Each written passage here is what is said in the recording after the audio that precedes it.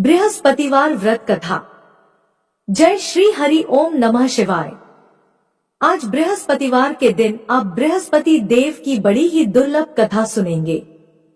इस कथा को सुनने से भक्तों की सभी मनोकामनाएं भगवान बृहस्पति देव की कृपा से पूर्ण हो जाती है। तो आइए बड़ी ही श्रद्धा और प्रसन्नचित मन से इस कथा को सुनते हैं। भारतवर्ष में एक प्रतापी और दानी राजा राज्य करता था। वह नित्य गरीबों और ब्राह्मणों की सहायता करता था। यह बात उसकी रानी को अच्छी नहीं लगती थी। वह न ही गरीबों को दान देती, न ही भगवान का पूजन करती थी और राजा को भी दान देने से मना किया करती थी। एक दिन राजा शिकार खेलने वन को गए हुए थे तो रानी महल में अकेली थी। उसी समय बृहस्पति देव साधु के वेश में राजा के महल में भिक्षा के लिए गए और भिक्षा मांगी। रानी ने भिक्षा देने से इनकार किया और कहा, हे साधु महाराज, मैं तो दान पुण्य से तंग आ गई हूँ। मेरा पति सारा दिन धन लुटाते रहते हैं। मेरी इच्छा है कि हमारा सारा धन नष्ट हो जाए, फिर न रहेगा बांस न बजेगी बांसुरी। साधु ने कहा, देवी तुम तो बड़ी विचित्र हो। धन संतान तो सभी चाहते हैं, पुत्र और लक्ष्मी तो पापी के घर भी होने चाहिए। यदि तुम्हारे पास अधिक धन है तो भूखों को भोजन कराओ, प्यासों के लिए प्याऊ बनवाओ, मुसाफिरों के लिए धर्मशालाएं खुलवाओ। जो निर्धन अपनी कुंवारी कन्याओं का विवाह नहीं कर सकते उनका विवाह करा दो। ऐसे और कई काम हैं जिनके करने से तुम्हारा यश लोक परलोक में फैलेगा। परंतु रानी पर उपदेश का कोई प्रभाव न पड़ा। वह बोली, महाराज आप मुझे कुछ न समझाएं। मैं ऐसा धन नहीं चाहती जो हर जगह बांटती फिरूं। साधु ने उत्तर दिया, यदि तुम्हारी ऐसी इच्छा है तो तथास्तु। साधु महाराज ने रानी से कहा, तुम ऐसा करना कि बृहस्पतिवार को घर लीपकर पीली मिट्टी से अपना सिर धोकर स्नान करना, भट्टी चढ़ाकर कपड़े धोना। ऐसा करने से आपका सारा धन नष्ट हो जाएगा। इतना कहकर वह साधु महाराज वहां से गायब हो गए। साधु के अनुसार कई बातों को पूरा करते हुए रानी को केवल 3 बृहस्पतिवार ही बीते थे कि उसकी समस्त धन संपत्ति नष्ट हो गई। भोजन के लिए राजा का परिवार तरसने लगा।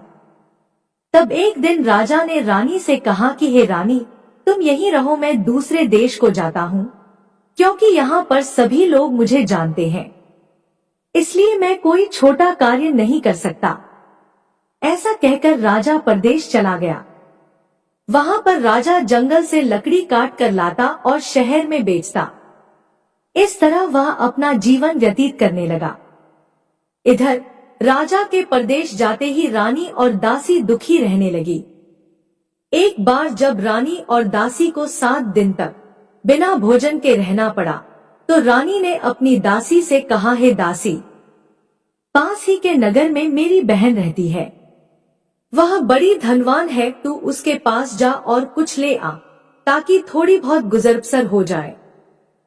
दासी रानी की बहन के पास गई। उस दिन गुरुवार था और रानी की बहन उस समय बृहस्पतिवार व्रत की कथा सुन रही थी। दासी ने रानी की बहन को अपनी रानी का संदेश दिया, लेकिन रानी की बड़ी बहन ने कोई उत्तर नहीं दिया। जब दासी को रानी की बहन से कोई उत्तर नहीं मिला तो वह बहुत दुखी हुई और उसे क्रोध भी आया। दासी ने वापस आकर रानी को सारी बात बता दी। सुनकर रानी ने अपने भाग्य को कोसा। उधर रानी की बहन ने सोचा कि मेरी बहन की दासी आई थी, परंतु मैं उससे नहीं बोली, इससे वह बहुत दुखी हुई होगी।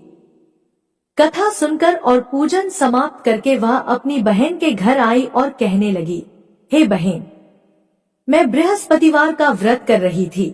तुम्हारी दासी मेरे घर आई थी, परंतु जब तक कथा होती है तब तक न तो उठते हैं और न ही बोलते हैं, इसलिए मैं नहीं बोली। कहो दासी क्यों गई थी? रानी बोली, बहन तुमसे क्या छिपाऊं, हमारे घर में खाने तक को अनाज नहीं था। ऐसा कहते कहते रानी की आंखें भर आई। उसने दासी समेत पिछले 7 दिनों से भूखे रहने तक की बात अपनी बहन को विस्तार पूर्वक सुना दी। रानी की बहन बोली, देखो बहन, भगवान बृहस्पति देव सबकी मनोकामना को पूर्ण करते हैं। देखो शायद तुम्हारे घर में अनाज रखा हो। पहले तो रानी को विश्वास नहीं हुआ, पर बहन के आग्रह करने पर उसने अपनी दासी को अंदर भेजा तो उसे सचमुच अनाज से भरा एक घड़ा मिल गया। यह देखकर दासी को बड़ी हैरानी हुई। दासी रानी से कहने लगी, हे रानी, जब हमको भोजन नहीं मिलता तो हम व्रत ही तो करते हैं, इसलिए क्यों न इनसे व्रत और कथा की विधि पूछ ली जाए ताकि हम भी व्रत कर सकें। तब रानी ने अपनी बहन से बृहस्पतिवार व्रत के बारे में पूछा। उसकी बहन ने बताया, बृहस्पतिवार के व्रत में चने की दाल और मुनक्का से विष्णु भगवान का केले की जड़ में पूजन करें तथा दीपक जलाएं, व्रत कथा सुने और पीला भोजन ही करें। इससे बृहस्पति देव प्रसन्न होते हैं। व्रत और पूजन विधि बताकर रानी की बहन अपने घर को लौट गई। 7 दिन के बाद जब गुरुवार आया तो रानी और दासी ने व्रत रखा। घुड़साल में जाकर चना और गुड़ लेकर आई। फिर उससे केले की जड़ तथा विष्णु भगवान का पूजन किया। अब पीला भोजन कहां से आए, इस बात को लेकर दोनों बहुत दुखी थी। चूंकि उन्होंने व्रत रखा था इसलिए बृहस्पति देव उनसे प्रसन्न थे, इसलिए वे एक साधारण व्यक्ति का रूप धारण कर 2 थालों में सुंदर पीला भोजन दासी को दे गए। भोजन पाकर दासी प्रसन्न हुई और फिर रानी के साथ मिलकर भोजन ग्रहण किया। उसके बाद वे सभी गुरुवार को व्रत और पूजन करने लगी। बृहस्पति भगवान की कृपा से उनके पास फिर से धन संपत्ति आ गई, परंतु रानी फिर से पहले की तरह आलस्य करने लगी। तब दासी बोली, देखो रानी, तुम पहले भी इस प्रकार आलस्य करती थी। तुम्हें धन रखने में कष्ट होता था, इस कारण सभी धन नष्ट हो गया, और अब जब भगवान बृहस्पति की कृपा से धन मिला है तो तुम्हें फिर से आलस्य होता है। रानी को समझाते हुए दासी कहती है कि बड़ी मुसीबतों के बाद हमने यह धन पाया है, इसलिए हमें दान पुण्य करना चाहिए, भूखे मनुष्यों को भोजन कराना चाहिए और धन को शुभ कार्यों में खर्च करना चाहिए, जिससे तुम्हारे कुल का यश बढ़ेगा, स्वर्ग की प्राप्ति होगी और पितृ प्रसन्न होंगे। दासी की बात मानकर रानी अपना धन शुभ कार्यों में खर्च करने लगी, जिससे पूरे नगर में उसका यश फैलने लगा। बृहस्पतिवार व्रत कथा के बाद श्रद्धा के साथ आरती की जानी चाहिए। इसके बाद प्रसाद बांटकर उसे ग्रहण करना चाहिए। एक दिन राजा दुखी होकर जंगल में एक पेड़ के नीचे आसन जमाकर बैठ गया। वह अपनी दशा को याद करके व्याकुल होने लगा। बृहस्पतिवार का दिन था। एकाएक उसने देखा कि निर्जन वन में एक साधु प्रकट हुए। वह साधु वेश में स्वयं बृहस्पति देवता थे। लकड़हारे के सामने आकर बोले, हे लकड़हारे, इस सुनसान जंगल में तू चिंता मग्न क्यों बैठा है? लकड़हारे ने दोनों हाथ जोड़कर प्रणाम किया और उत्तर दिया, महात्मा जी, आप सब कुछ जानते हैं, मैं क्या कहूँ। यह कहकर रोने लगा और साधु को अपनी आत्मकथा सुनाई। महात्मा जी ने कहा, तुम्हारी स्त्री ने बृहस्पतिवार के दिन बृहस्पति भगवान का निरादर किया था, जिसके कारण भगवान विष्णु ने रुष्ट होकर तुम्हारी यह दशा कर दी। अब तुम चिंता को दूर करके मेरे कहने पर चलो तो तुम्हारे सब कष्ट दूर हो जाएंगे और भगवान पहले से भी अधिक संपत्ति देंगे। तुम बृहस्पतिवार के दिन कथा किया करो। 2 पैसे के चना मुनक्का लाकर उसका प्रसाद बनाओ और शुद्ध जल से लोटे में शक्कर मिलाकर अमृत तैयार करो। कथा के पश्चात अपने सारे परिवार और सुनने वाले प्रेमियों में अमृत व प्रसाद बांटकर आप भी ग्रहण करो। ऐसा करने से भगवान तुम्हारी सब मनोकामनाएं पूरी करेंगे। साधु के ऐसे वचन सुनकर लकड़हारा बोला, हे प्रभु, मुझे लकड़ी बेचकर इतना पैसा नहीं मिलता जिससे भोजन के उपरांत कुछ बचा सकूं। मैंने रात्रि में अपनी स्त्री को व्याकुल देखा है। मेरे पास कुछ भी नहीं जिससे मैं उसकी खबर मंगा सकूं।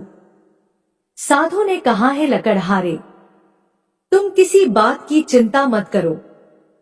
बृहस्पतिवार के दिन तुम रोजाना की तरह लकड़ियां लेकर शहर को जाओ। तुमको रोज से दुगुना धन प्राप्त होगा, जिससे तुम भली भांति भोजन कर लोगे तथा बृहस्पति देव की पूजा का सामान भी आ जाएगा। इतना कहकर साधु अंतर्ध्यान हो गए। धीरे धीरे समय व्यतीत होने पर फिर वही बृहस्पतिवार का दिन आया। लकड़हारा जंगल से लकड़ी काटकर किसी शहर में बेचने गया। उसे उस दिन और दिन से अधिक पैसा मिला। राजा ने चना गुड़ आदि लाकर गुरुवार का व्रत किया। उस दिन से उसके सभी क्लेश दूर हुए, परंतु जब दोबारा गुरुवार का दिन आया तो बृहस्पतिवार का व्रत करना भूल गया। इस कारण बृहस्पति भगवान नाराज हो गए। उस दिन उस नगर के राजा ने विशाल यज्ञ का आयोजन किया तथा शहर में यह घोषणा करा दी कि कोई भी मनुष्य अपने घर में भोजन न बनावे न आग जलावे। समस्त जनता मेरे यहाँ भोजन करने आवे। इस आज्ञा को जो नहीं मानेगा उसे फांसी की सजा दी जाएगी। इस तरह की घोषणा संपूर्ण नगर में करवा दी गई। राजा की आज्ञानुसार शहर के सभी लोग भोजन करने गए, लेकिन लकड़हारा कुछ देर से पहुंचा, इसलिए राजा उसको अपने साथ घर लेवा ले गए और ले जाकर भोजन करा रहे थे तो रानी की दृष्टि उस खूंटी पर पड़ी जिस पर उसका हार लटका हुआ था। वह वहां पर दिखाई नहीं दिया। रानी ने निश्चय किया कि मेरा हार इस मनुष्य ने चुरा लिया है। उसी समय सिपाहियों को बुलाकर उसको कारागार में डलवा दिया। जब लकड़हारा कारागार में पड़ गया और बहुत दुखी होकर विचार करने लगा कि न जाने कौन से पूर्व जन्म के कर्म से मुझे यह दुख प्राप्त हुआ है, और उसी साधु को याद करने लगा जो कि जंगल में मिला था। उसी समय तत्काल बृहस्पति देव साधु के रूप में प्रकट हुए और उसकी दशा को देखकर कहने लगे, अरे मूर्ख, तूने बृहस्पति देव की कथा नहीं किया, इस कारण तुझे दुख प्राप्त हुआ है। अब चिंता मत कर, बृहस्पतिवार के दिन कारागार के दरवाजे पर 4 पैसे पड़े मिलेंगे। उनसे तुम बृहस्पति देव की पूजा करना, तेरे सभी कष्ट दूर हो जाएंगे। बृहस्पतिवार के दिन उसे 4 पैसे मिले। लकड़हारे ने कथा कही। उसी रात्रि को बृहस्पति देव ने उस नगर के राजा को स्वप्न में कहा, है राजा, तुमने जिस आदमी को कारागार में बंद कर दिया है वह निर्दोष है। वह राजा है, उसे छोड़ देना। रानी का हार उसी खूंटी पर लटका है। अगर तू ऐसा नहीं करेगा तो मैं तेरे राज्य को नष्ट कर दूंगा। इस तरह रात्रि के स्वप्न को देखकर राजा प्रातःकाल उठा और खूंटी पर हार देखकर लकड़हारे को बुलाकर क्षमा मांगी तथा लकड़हारे को योग्य सुंदर वस्त्र आभूषण देकर विदा कर दिया। बृहस्पति देव की आज्ञानुसार लकड़हारा अपने नगर को चल दिया। राजा जब अपने नगर के निकट पहुंचा तो उसे बड़ा आश्चर्य हुआ। नगर में पहले से अधिक बाग, तालाब, कुएं तथा बहुत सी धर्मशालाएं, मंदिर आदि बन गई हैं। राजा ने पूछा, यह किसका बाग और धर्मशाला है? तब नगर के सब लोग कहने लगे, यह सब रानी और बांदी के हैं। तो राजा को आश्चर्य हुआ और गुस्सा भी आया। जब रानी ने यह खबर सुनी कि राजा आ रहे हैं तो उन्होंने बांदी से कहा कि हे दासी, देख राजा हमको कितनी बुरी हालत में छोड़ कर गए थे। हमारी ऐसी हालत देखकर वह लौट न जाए, इसलिए तू दरवाजे पर खड़ी हो जा। आज्ञानुसार दासी दरवाजे पर खड़ी हो गई। राजा आए तो उन्हें अपने साथ लिवा लाई। तब राजा ने क्रोध करके अपनी रानी से पूछा कि यह धन तुम्हें कैसे प्राप्त हुआ है? तब उन्होंने कहा, हमें यह सब धन बृहस्पति देव के व्रत के प्रभाव से प्राप्त हुआ है। राजा ने निश्चय किया कि 7 दिन बाद तो सभी बृहस्पति देव का पूजन करते हैं, परंतु मैं प्रतिदिन दिन में 3 बार कहानी तथा व्रत किया करूंगा। अब हर समय राजा के दुपट्टे में चने की दाल बंधी रहती तथा दिन में 3 बार कहानी कहता। एक दिन राजा ने विचार किया कि चलो अपनी बहन के यहाँ हो आवे। इस तरह निश्चय कर राजा घोड़े पर सवार होकर अपनी बहन के यहाँ जाने लगा।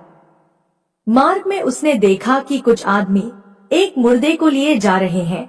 उन्हें रोककर राजा कहने लगा, अरे भाइयों, मेरी बृहस्पति देव की कथा सुन लो। वे बोले, लो, हमारा तो आदमी मर गया है, इसको अपनी कथा की पड़ी है। परंतु कुछ आदमी बोले, अच्छा कहो, हम तुम्हारी कथा भी सुनेंगे।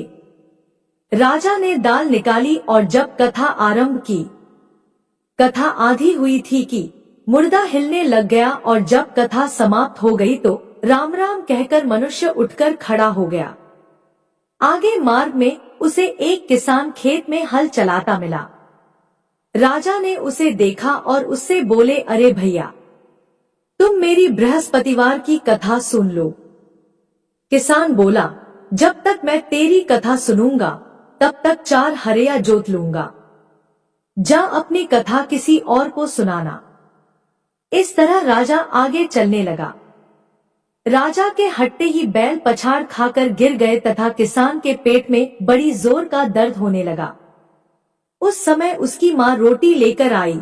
उसने जब यह देखा तो अपने पुत्र से सब हाल पूछा और बेटे ने सभी हाल कह दिया तो बुढ़िया दौड़ी दौड़ी उस घुड़सवार के पास गई और उससे बोली कि मैं तेरी कथा सुनूंगी, तू अपनी कथा मेरे खेत पर चलकर ही कहना।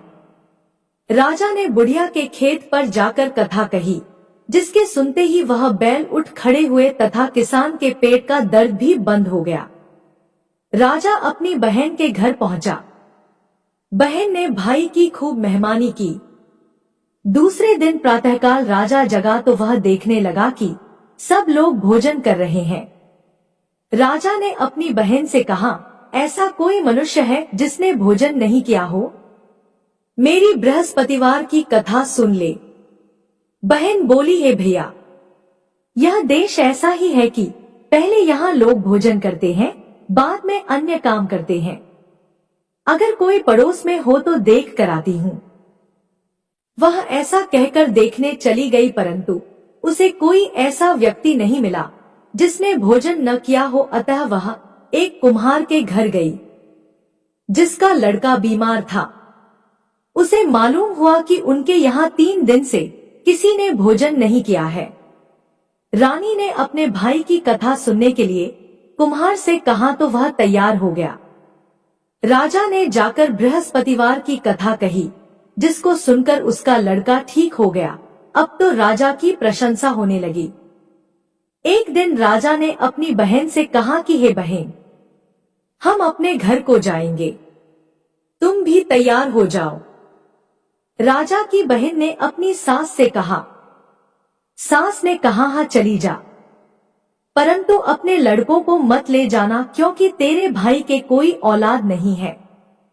बहन ने अपने भैया से कहा, है भैया, मैं तो चलूंगी पर कोई बालक नहीं जाएगा। राजा बोला, जब कोई बालक नहीं चलेगा तब तुम ही क्या करोगी? बड़े दुखी मन से राजा अपने नगर को लौट आया। राजा ने अपनी रानी से कहा, हम निर्वंशी राजा हैं, हमारा मुंह देखने का धर्म नहीं है और कुछ भोजन आदि नहीं किया। रानी बोली, हे स्वामी, बृहस्पति देव ने हमें सब कुछ दिया है, वह हमें औलाद भी अवश्य देंगे। उसी रात को बृहस्पति देव ने राजा से स्वप्न में कहा, है राजा उठ, सभी सोच त्याग दे, तेरी रानी गर्भ से है। राजा को यह बात सुनकर बड़ी खुशी हुई।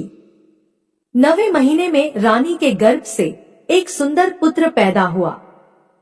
तब राजा बोला, हे रानी, स्त्री बिना भोजन के रह सकती है, पर बिना कहे नहीं रह सकती। जब मेरी बहन आवे तुम उससे कुछ कहना मत। रानी ने सुनकर हाँ कर दिया। जब राजा की बहन ने यह शुभ समाचार सुना तो वह बहुत खुश हुई तथा बधाई लेकर अपने भाई के यहाँ आई। तभी रानी ने कहा, घोड़ा चढ़कर तो नहीं आई, गधा चढ़ी आई। राजा की बहन बोली, भाभी, मैं इस प्रकार न कहती तो तुम्हें औलाद कैसे मिलती। बृहस्पति देव ऐसे ही हैं, जैसी जिसके मन में कामनाएं हैं सभी को पूर्ण करते हैं। जो सद्भावना पूर्वक बृहस्पतिवार का व्रत करता है एवं कथा पढ़ता है अथवा सुनता है, दूसरों को सुनाता है, बृहस्पति देव उसकी सभी मनोकामना पूर्ण करते हैं। भगवान बृहस्पति देव उसकी सदैव रक्षा करते हैं। संसार में जो मनुष्य सद्भावना से भगवान जी का पूजन व्रत सच्चे हृदय से करते हैं तो उनकी सभी मनोकामनाएं पूर्ण करते हैं। जैसी सच्ची भावना से रानी और राजा ने उनकी कथा का गुणगान किया तो उनकी सभी इच्छाएं बृहस्पति देव जी ने पूर्ण की थी। इसलिए पूर्ण कथा सुनने के बाद प्रसाद लेकर जाना चाहिए। हृदय से उसका मनन करते हुए जयकारा बोलना चाहिए। बोलो बृहस्पति देव की जय, भगवान विष्णु की जय। अगर वीडियो पसंद आई तो हमारे चैनल को सब्सक्राइब करें। धन्यवाद।